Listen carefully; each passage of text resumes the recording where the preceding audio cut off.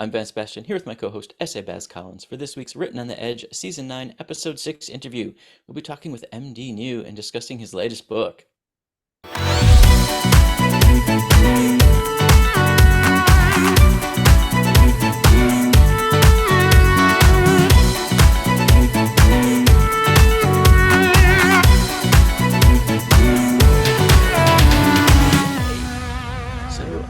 If you've not seen his previous interviews, let me give you a quick introduction. MD New is an inclusive, international, award-winning gay fiction writer with a love for writing and travel.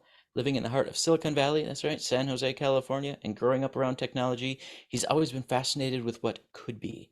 Specifically drawn to sci-fi and paranormal television and novels, MD New was inspired by the great Gene Roddenberry, George Lucas, Stephen King, Alice Walker, Alfred Hitchcock, Harvey Fierstein, Anne Rice, and Kim Stanley Robinson.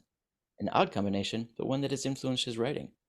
Growing up in an accepting family as a gay man, he always wondered why there were never stories reflecting who he was. Constantly surrounded by characters that only reflected heterosexual society, Marvin decided he wanted to change that. So he took to writing, wanting to tell good stories that reflected our diverse world. When he isn't writing, he works for a nonprofit and travels with his biggest supporter and harshest critic, Eric, his husband of 20 plus years. Marvin, welcome back to the show. Hey guys, thanks for having me. Our pleasure. Our returning champion. Returning champion. I am going to encourage people to go listen to previous episodes so they can get a clue to how you started and why you started writing. Instead, let's ask what you've been up to in the past year and a half. Has it really been a year and a half? Wow, okay. You've been on to help us with other specials, but I think a year and a half since your actual last interview. Wow, cool. Yeah, it's been, it's been a year and a half, basically, like everybody. I've been still working on my writing, and I have tried to focus a lot more on doing more in-person events and getting out there since we can actually do that now, and it's become um, a lot more available, I guess. Right. So I've been trying to do that. Yeah, but I've been working on some really fun projects. I have, of course, my new book that we are going to be talking about, and I sent in another manuscript to my publisher for review. It's a ghost story, which is really kind of really kind of fun. Yeah. And then I'm working on the one that I'm working on right now is, and I'm not super far. Well, I'm kind of far in. I guess I'm about 20,000 words or so. It's a alternate history story about big grand airships that travel our skies and take fabulous people to wonderful, beautiful, glorious luxury destinations. Excellent. Awesome. Yeah, that one's really that one's a lot of fun to kind of write, as they all are. Could that one perhaps be inspired by your love of traveling to, I don't know, a certain mouse-eared amusement park? I would say yes, except in the story, this one they don't. They go to Hawaii. Oh, cool. Yeah, they're but as with all my books, there might be a nod here or there to Disney. You just never know. Nice. All right, well, we're here today to discuss Mew, Legend of a Lost City. Dun dun dun. So what made you tap into the Atlantis of the Pacific? So I've always been fascinated with kind of this idea of if it was possible for there to be like a lost city or a lost continent, no matter how unfeasible it may be. And I thought, okay, if it's real, what would that look like, and how would that work?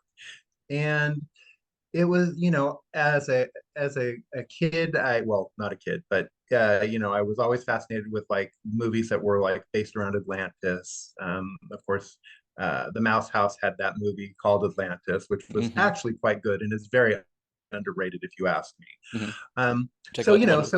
Rosie Perez. Yeah, I think that's right. And also, I can't think of his name right now, but it wasn't Michael J. Fox, was it? Yeah, I think it was. I think it was. I think that's right. Yeah.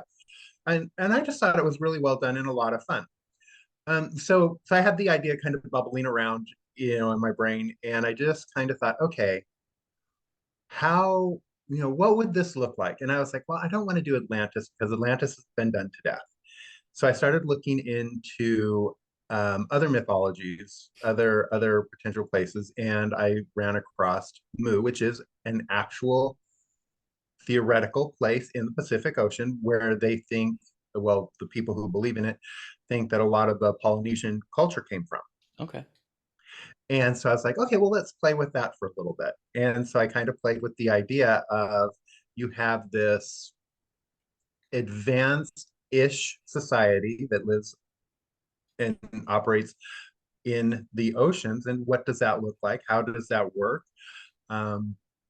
And what would cause the two worlds to collide?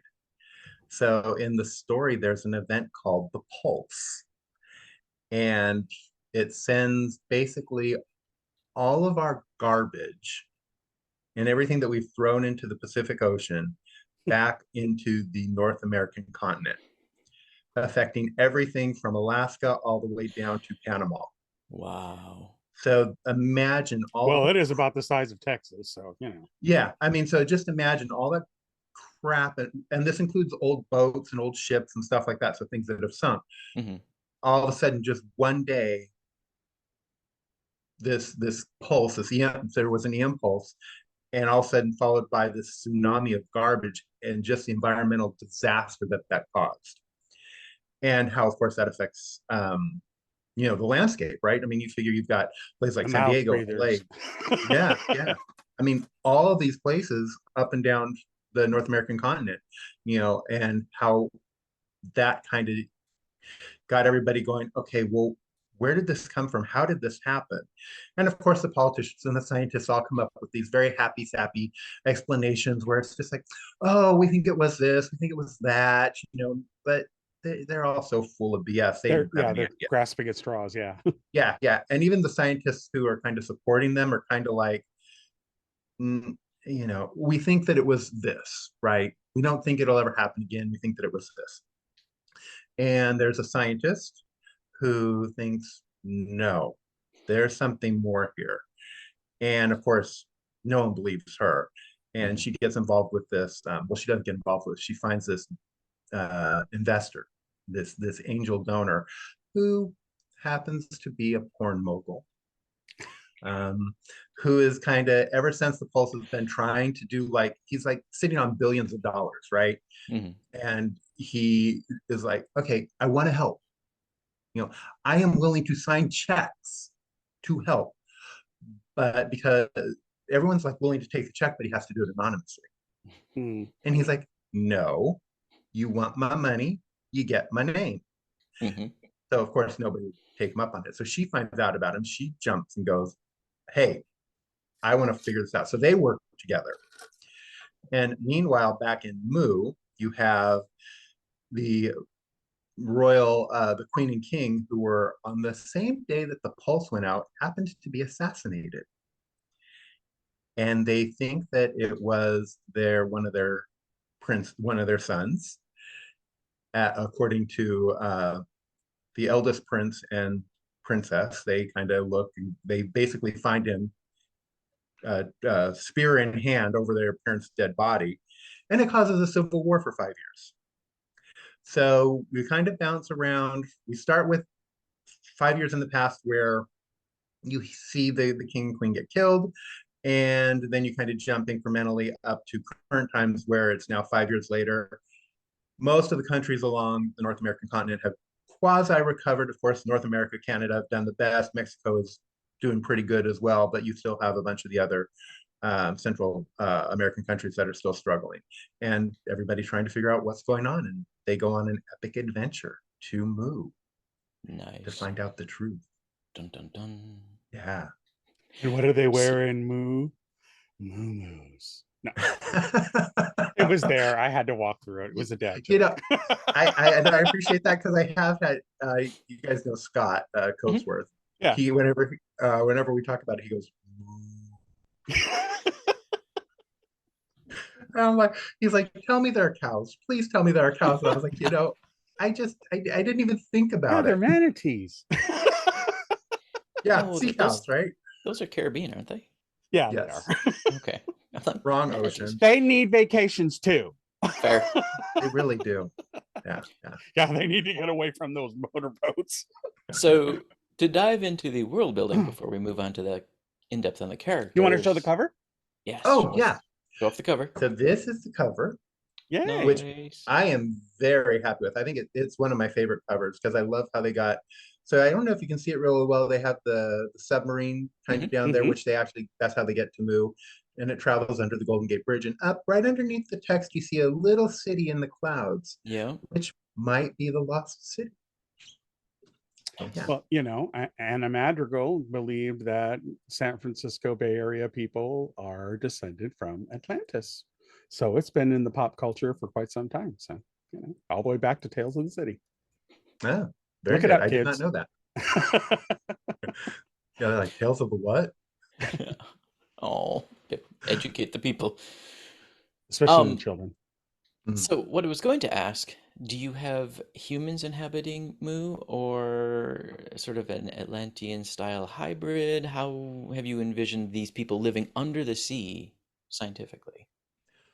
So without giving away too much, yes, they're human. They are Okay. based on, so they're Polynesian. Okay. So I pulled mythology from both from basically several Polynesian countries, Okay. and they are, you know, they walk on 2 feet. They don't breathe underwater. I mean, they are us, but there is a very logical and what I think very well explained reason as to why they are where they are and how they got there. Okay. And that's part of the discovery. Yes, that is. Okay. Is the pulse part of the mystery? Yes. Okay, then I won't ask about it because I want to know. It's a crucial part of it. Okay. It's there's a reason why everything happened when it did. And I I hope that I explain it all well throughout the story, and it all ties in and makes sense. And there's also a little bit, I do have to add, there is a little bit of a romance, but nothing too hot and salacious. Mm-hmm. Even though, you know, Is it a one-off, or is this like a world you're going to revisit? Or this is a one-off, unless Okay. something strikes me for another reason to visit the locations. It is a one-off. okay. But the other thing about this story, and why I'm really quite fond of it, is um, a very good friend of mine passed away, and she died rather quickly. And so I had already pretty much written the story, um, but I changed the main character for her as a tribute to her, to kind of uh, uh, Keep the memorialize memory her. alive. Yeah, yeah, keep the Yeah, memory yeah. alive. Yeah. And so it's one of those stories that, even though I had it written, I did go back and I changed things and modified things to really kind of Suit the make things. recast. Yeah, yeah, because I really wanted it to be something that you know, she would, because she was always one of the first people to buy my books. She was always a really big fan, and I'd known her for a really long time. I want to say close to probably Years. Yeah. yeah, Yeah. yeah. You know, back when I might have not had so much gray in the goatee. Right. But yeah, so she was always very supportive and just a wonderful friend, and I really kind of wanted to do this for her because she read everything. She was at all my events when she could be there, and so it was like, okay, you know, this is for her. In fact, the dedication is dedicated to her. Nice. Bravo. Yeah, Love that. and it made her, and her husband and her daughter were very, very excited for that. That's awesome. Yeah. So this is your first book with Spectrum? I actually did some digging on Amazon to see where you published this one. This is my second book with Spectrum. Oh, okay. Valaria was my first book with them. Okay. And Valaria was the vampires in space story. Yep. Vampires in space. I just like giving a shout out to the small publishers when possible. No, Yeah. absolutely. Yeah. Absolutely. And they've been wonderful. They are fantastic. They're out of London. I ran across them. They had an open submission, and I was like, you know what? Hey, let's try this and see if I can if they'll even look at me. If not, I can submit it to Nine Star, who I'm still with, Mm-hmm. and go from there. And they liked Valaria and were like, hey, yeah, let's do this. And then they were really happy with how Valaria did. And so when I had Moo, I was like, I sent it over to them and said, are you guys interested? If not, no biggie. And they got back to me and were like, yeah. So I was like, okay, cool. Awesome. Yeah. Is there anything else about Moo that we didn't ask that you would like people to know? Um, so with so the one thing about Moo, and I had, like I said, I had a lot of fun with this story just on the whole concept itself, Mm-hmm. because I took characters who you would not typically have together. I have a scientist who is, known for pseudoscience, and I have a billionaire investor who is a porn mogul. He's basically, and what I found, which was really interesting, is you have I'm not saying any of us have ever heard of an organization or a company called Pornhub. Because Yeah, I well, know we're none of us. No, no, No. no. The family who own that are multi-billionaires. well, yeah, it's Who, a huge industry. oh yeah, yeah. So when I was doing some research into them, a lot of the problems that my main character has, they've run into. So they have Interesting. foundations and charities and stuff like that that they actually funnel money through. And so yeah, so that was really interesting. So what I tried to do is, even though this is a fantasy, a fantasy story, I tried to base it all as real as possible, because it has to. For me, it has to make sense, right? Mm-hmm. So it's like, okay, well, how does Mu exist, right? How does this supposed Polynesian city exist in the middle of the Pacific Ocean that no one found for years? Mm-hmm. How that's not possible. So I had to at least give it some realm of possibility. So that took a lot of research. Dealing with the scientists, that was, because I'm not a science person. I am a pretty He's face. not he's not a scientist, but he's played one on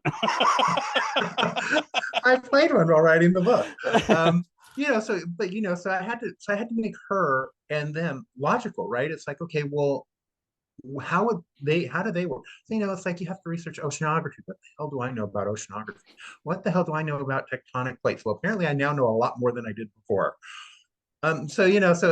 All these things I had to make real. So it's not just, let's go on an adventure and let's, do that. There is some science behind it. There are real people who do believe these things, who have researched it, that I'm taking what they had and going, okay, hey, let's go to the next logical step, which is, this is real. Now Mm-hmm. we've got to make it real.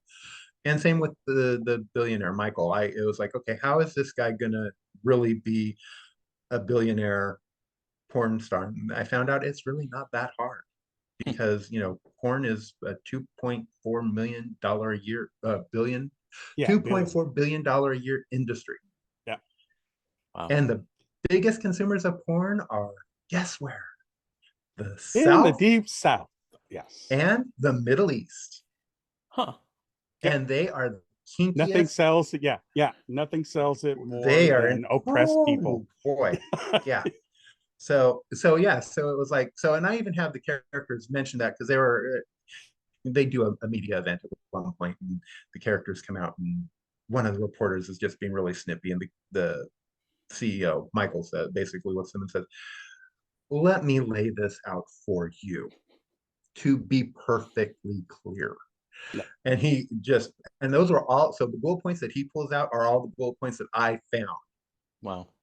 while researching the book. So yeah, people are gonna go on this adventure. Hopefully they're gonna have a lot of fun, but I hope that they will stop and realize that, okay, it's maybe not real, but it's very plausible. Right. I love it. I love that Yeah, very much. Are you ready for our get to know you questions? sure. Take it away, Baz. Excellent. All right. This is our year of diving deeper. So, in that vein, what's your favorite writing snack or drink?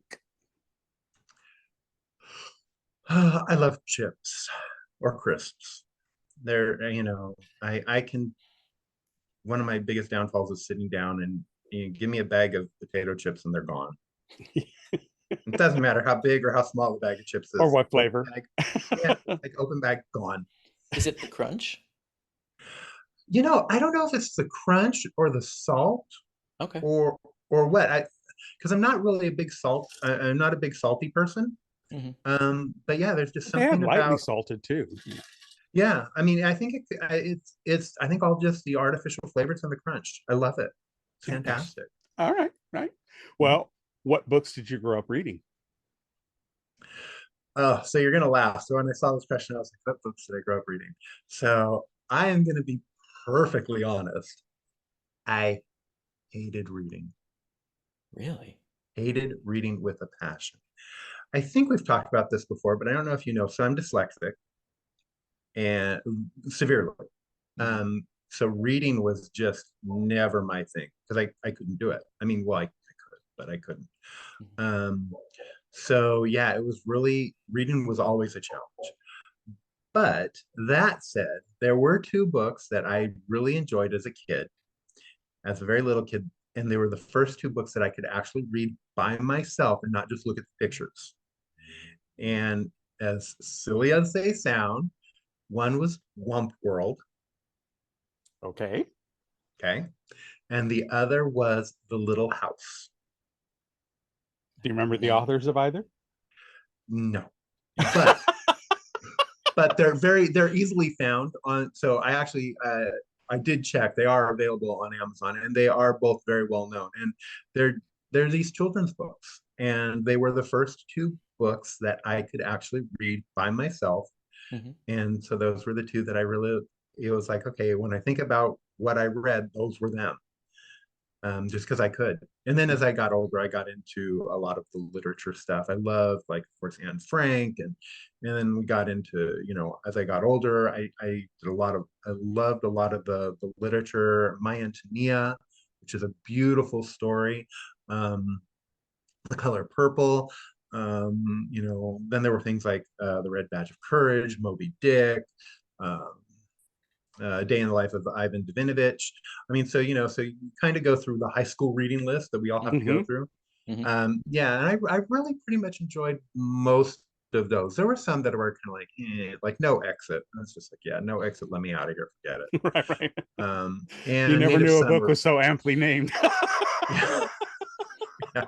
And Native Son was another one. It's like I tried. It's a beautiful book. It's very topical, and I do think that people should read it just in general. But that was a tough one for me to get through. All right. Well, who's been the biggest supporter of your writing? As if we don't know. So that would be Eric, who is my husband. He reads everything, and he tells me the good, the bad, and the ugly. So if he likes it, he likes it. If he doesn't like it, he lets me know. So yeah, he's really kind of the one who is like it doesn't matter. He does not mince words, and he won't play nice for my feelings. That part right there. Yeah, my husband's the same way. He just looks at me and goes, "You sure you want to do it this way?" Yeah. Eric's one of my favorite quotes from Eric is, "This reads like a textbook." Well, you need to get a shirt that says that as a quote, and then put his name underneath it. like it's a famous quote. Right? Yeah. Whoa. Yeah, so that would be him. Excellent. All right. Well, are you a morning person or a night owl? Yes. Okay. Well, that covers that. All right. Well, what's your favorite hobby outside of writing? So I have a couple. One, you guys probably obviously know, the travel, right? I mean, that's a big thing that we like to do. But I also enjoy cooking and baking. So I will find recipes. I'll see something on YouTube and be like, hey, that sounds really good. Let's do that. And one of my favorite chefs to acquire recipes from is Chef Amberell. Why is that name familiar? She Does Worst Cook. Hair. Oh, Blonde hair. Yep. Thought for sure she was a lesbian until she got married to a man, and I was like, wow, I was so wrong. Oops. Yeah, you just can never assume. But Right. I really like her cooking style, and I like a lot of what she does. So I'll find recipes that she'll do, and I'll be like, hey, this sounds really good, and I will try and either replicate it or mutilate it. Well, there you go. That should be the name of your cookbook. Replicate or mutilate. Replicate or mutilate. Your choice. All right. Has writing and publishing a book changed the way you see yourself? Yeah, because again, no, the whole dyslexia thing and being called stupid and retarded and all those wonderful things that people call you, including teachers. Especially through our era. Well, yeah, I was just going to say, especially when we were going through school, to be able to actually hold up a book and say, "Hey, I wrote this. I wrote this. I wrote this. Nobody else. I wrote this. I did it." And to have done that multiple times, it's kind of that. It's like, okay, I'm not useless. Yeah. Sometimes you got it on your own. Yeah. Stretch. All right. Yeah, right. You get a stretch in and a pat. See, it's double win. All right. So has writing, if you were to write a spinoff about a side character, which would you pick? There's a couple of them, and I think, Vance, you're going to know exactly who I'm going to pick. I think Would it be someone sexy? Yes. Yeah. Yeah. Victor from The Calling. I saw that. That's a lot. That's why I was like, I was like, I think Vance is going to know this one. And I've had actually people ask me to Really write something about him, and nothing good has. Well, Victor. I mean, he's it's tough. He is not one to tread lightly. So he, if you do something he doesn't like, you're going to be in trouble. Right. And I mean, I can tell you, just to write his story, you'd have to be willing to go very dark. Yeah, but still have some humor and style. Humor, style, love, passion, all of that wrapped into a very dark Gore blanket. Vidal is a vampire. Yeah, because he would just there are things where he would do sport. I mean, it would just he would do things just for sport. Yep. So it would be tough, but I have toyed with the idea of maybe diving back into that world and maybe doing something with him and Juliet back in the early 20th century, around the 1900s. Oh, in moderns, you have the whole moderns era too. That could be cool. Yeah. So don't know, but he's the one that I think, if I were to do a side character, it would have to be him. There would be no option. He wouldn't have it any other way. Right. Okay. So this next question, the first 4 words just made me giggle like crazy because it's about you. All right. Have you ever traveled as research for your book? No, I never travel. I don't ever leave the house. I'm a homebody. I'm a homebody. So yes and no. So yes, in that I have traveled, nothing specifically for research. However, that said, almost everywhere that my characters have been in the books that I've written are based on places that I have actually been. So application of your own experiences. Yeah. So, it's kind of, I can't think of any places or major locations that any of the characters have been to that haven't been somewhere that I've been to. Excellent. Except for maybe a lost city. Yeah, except for maybe a lost city in the Pacific Ocean or the moon. But stay tuned. Yep. You never know. You never know where the next Disney cruise might take you. Just saying. Okay. Well, finally, how do you celebrate when you finish a book? Yeah, that's a weird one. I don't really celebrate. I mean, I guess I do, but I don't. It's not like, How did you yay, celebrate after your first one? Do you remember?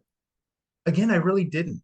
Oh, okay. Um, I mean, it was Sometimes it's the first one that you get all giddy about, and then it kind of wears off as you continue to release, but yeah, so it's, I mean, I'm always very excited when I finish it.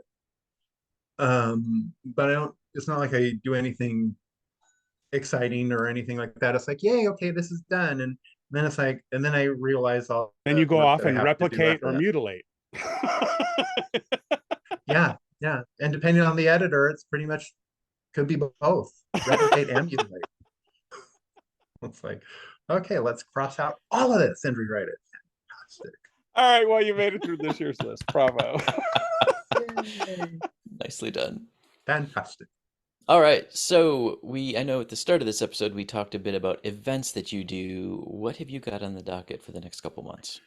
So I have got coming up, so there's a bunch of in-person events that I'm actually really excited for. So at the end of February, on February 20th, I'm doing this event called for the Milpitas Chamber of Commerce called Milpitas Author Night. That's going to be at the Milpitas Library on February 20th. And if folks want to learn more about that, they can go to the Milpitas, California Chamber of Commerce site. Then in March 9th and 10th, I will be at Sacramento Comic-Con in Sacramento, and folks can find information on that at saccon.com. April 19th through the 21st, I'm going to be at Clockwork Alchemy in San Mateo, and folks can find out more information about that at clockworkalchemy.com. In June, on June 2nd, I'm going to be at the Bay Area Book Festival in Berkeley. And folks can find out about that at baybookfest.org.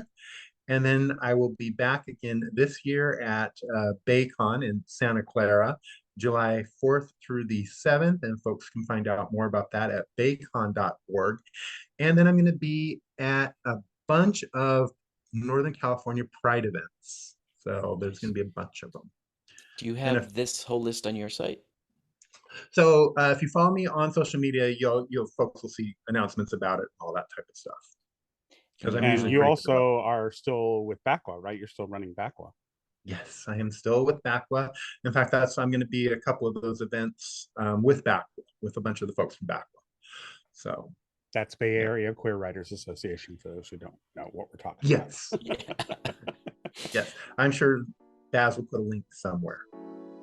Yes, we will. And we'll have a link to your site, mdnew.com, which has springboards to all of your socials that you're on. Facebook, Instagram, Twitter, YouTube. Am I missing any?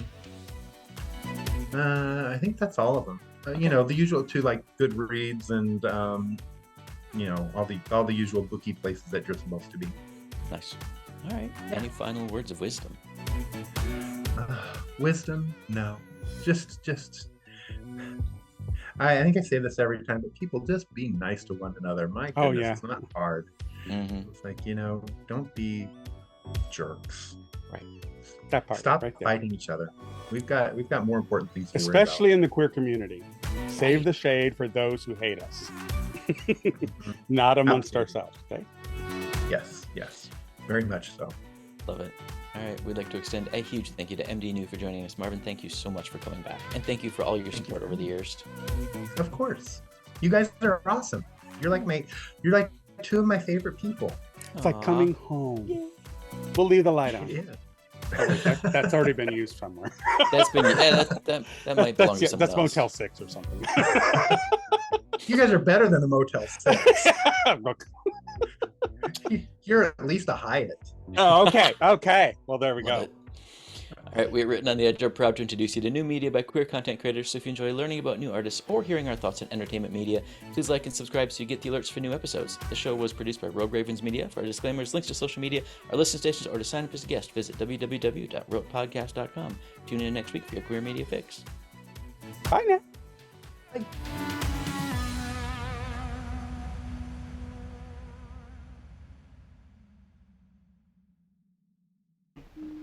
Oh, what's that? Closing time. The bums rush in melody, dear.